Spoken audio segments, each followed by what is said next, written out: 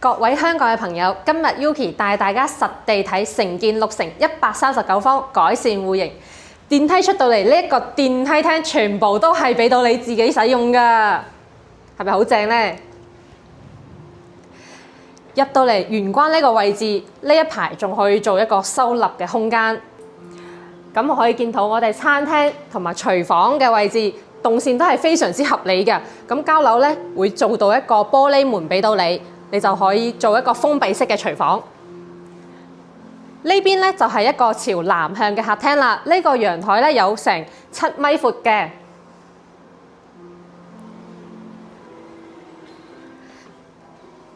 過到嚟呢邊咧，呢度咧都係一間朝南向嘅兒童房。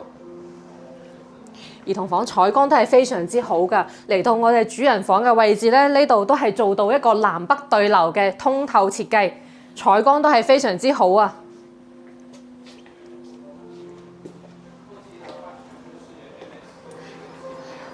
喺呢度返香港非常之方便。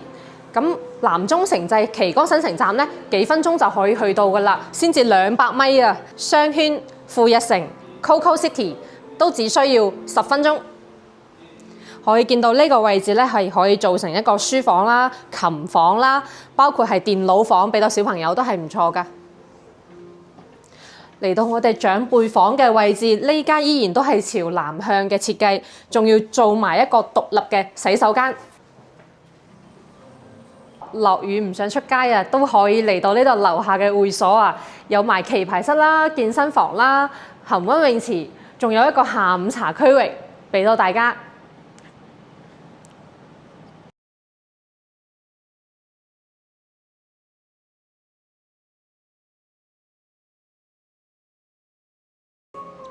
平時鍾意去圖書館嘅朋友有福啦！呢度樓下仲有個圖書館俾到你，可以睇下。非常之完善啊，而且非常之安靜，都唔會有其他外來嘅人。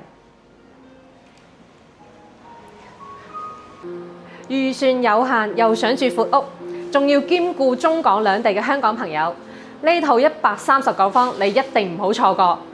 留言私信俾我，發啲資料俾你睇下。